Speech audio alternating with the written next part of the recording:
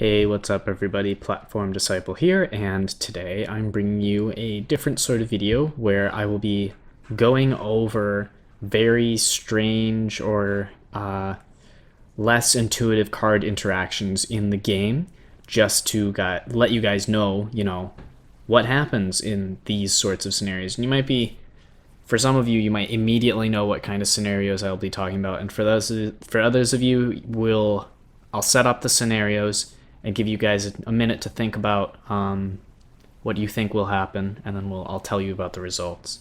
So let's get right into it. So our first question is, can characters have negative attack? And just to explain what I mean, you'll never see a negative number on a card, but there is always the possibility that the character could have a negative attack value that just isn't displayed, and it's displayed as 0 in the meantime. So in this scenario, we're going to be looking at Drop Bear, which you don't need to know what it is other than that it's got 1 attack and 5 health. Infectious Transfusion, which is a 2-cost Sleepers of Avrak ability that gives a character plus 8 more attack, and it becomes poisoned, taking 2 damage at the end of each turn, so that's 8 more attack. And Mark of the Demon, which is a 2-cost Exiles card, which gives a character -4/-4 or +4/+4 if that character is a demon. So in this case, Mark of the Demon is going to give Drop Bear -4/-4, setting Drop Bear to some unknown value and 1 health. Then Infectious Transfusion will be played on the Drop Bear, giving it +8 attack. And my question is it going to have 8 attack, or is it going to have 5 attack? If it has 8 attack, that means characters cannot have negative attack value. But if it has 5 attack, that indicates that the Drop Bear actually had an undisplayed negative attack value. So, as the answer turns out, characters can have negative attack values, and that is displayed as a 0 no matter how far into the negatives it is. Negative attack value doesn't mean it's going to heal characters or enemy fortresses when they hit it, but it does mean if that character receives attack buffs afterwards, those attack buffs will be reduced by the negative value. Alright, our second question is, what qualifies as non-combat damage? And this question is spawned from the character card Docile Moose, which is a 3-cost 8/8 for Warpath that cannot take non-combat damage, meaning abilities do not affect this character if those abilities are doing damage. But there are 2 cases that I think might be a little ambiguous, which are Splat and Fight, because those are ability cards that utilize a creature in a way that resembles combat. Splat is a 2-cost Exiles card that requires you to sacrifice a character you control, and then you do damage equal to double that character's power to the selected enemy character or allied character for your splatting on your own guy. And the second case is a 2-cost Warpath ability that you choose a character you control and a character an opponent controls, and each do damage equal to their power to each other. And I think Fight is the more ambiguous one because that resembles combat entirely.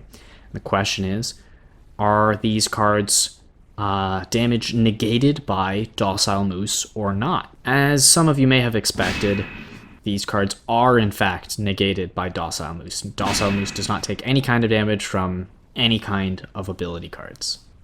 Okay, so this is sort of a follow-up to the previous little experiment with Fight and Splat and Docile Moose.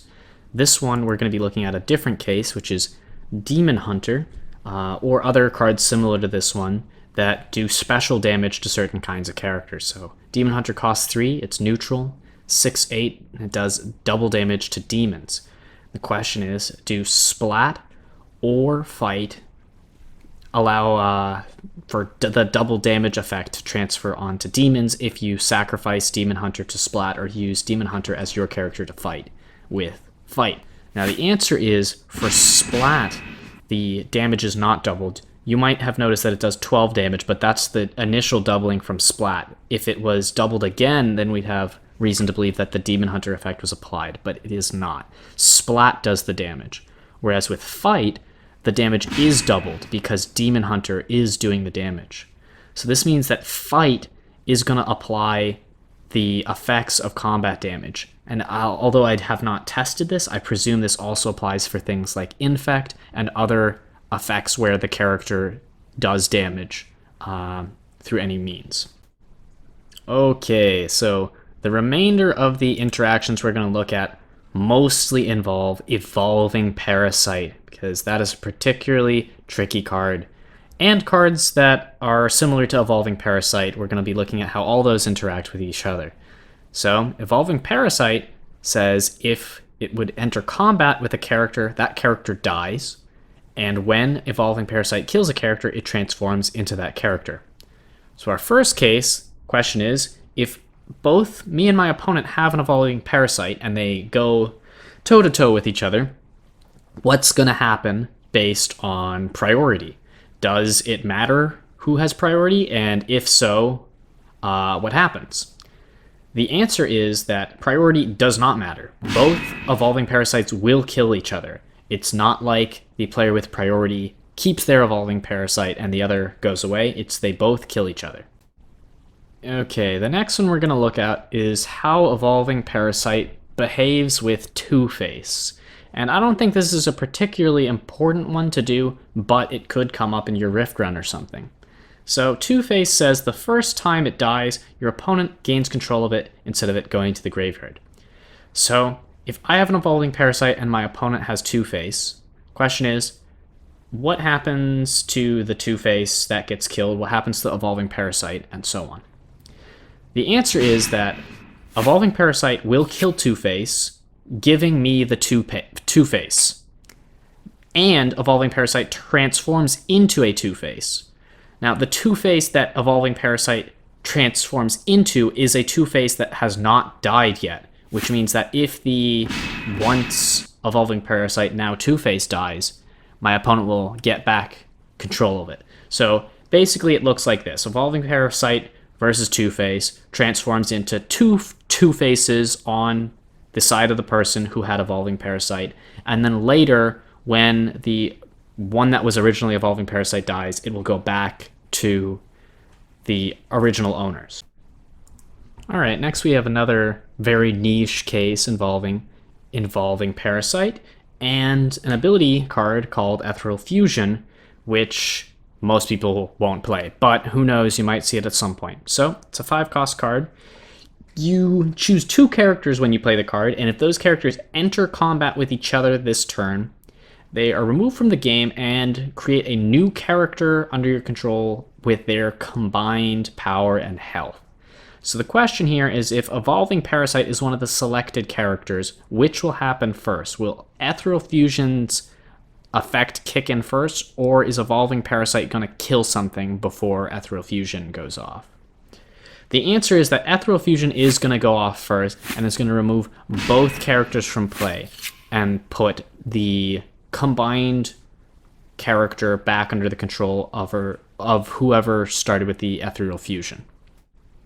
Okay, so the next case we're going to look at is Evolving Parasite versus the popular Flame Dawn card, Fleeting Footman, who is a 2-cost 8/4 with charge that when he would attack a character, he moves to the support zone instead. And the reason that this is a question is because it might be unclear whether Fleeting Footman is going to make it back to the support zone before Evolving Parasite kills Fleeting Footman. And it also is a question of, does it matter who has priority? Interestingly enough, the answer is Evolving Parasite always wins this trade. Fleeting Footman is going to die.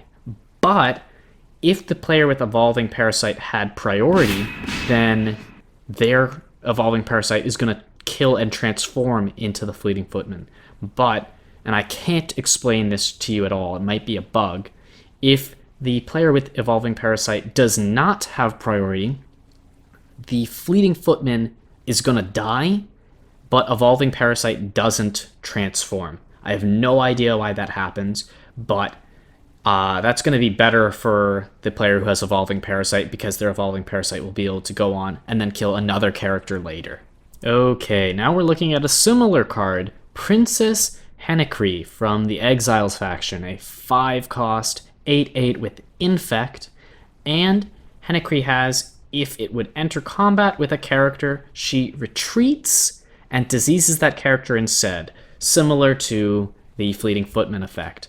And at the end of each turn, the diseased characters take 4 damage. And the question is whether priority matters and which effect's going to happen first, Evolving Parasite or Princess Hennekree. The answer is that Evolving Parasite always wins, regardless of priority.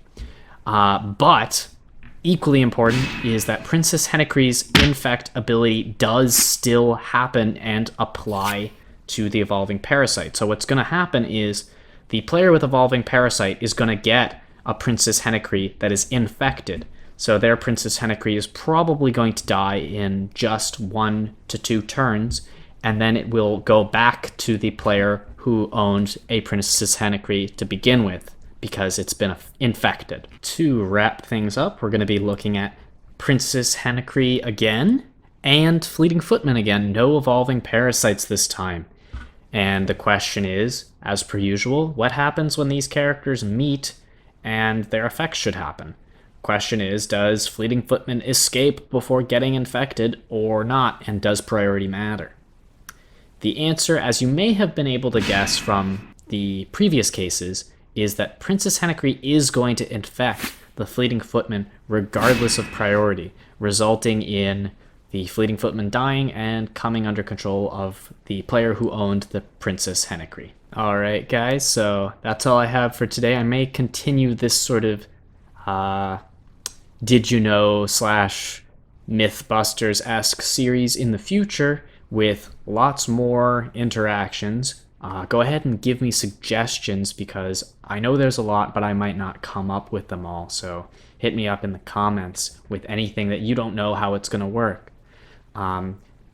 In the meantime, the servers are down for maintenance, at least while I'm editing this video. So hopefully, by the time that you're seeing this video, the Infinity Wars Reborn patch is going to be live, and I will be playing the campaign and putting up a playthrough of that on YouTube. And until then, peace out.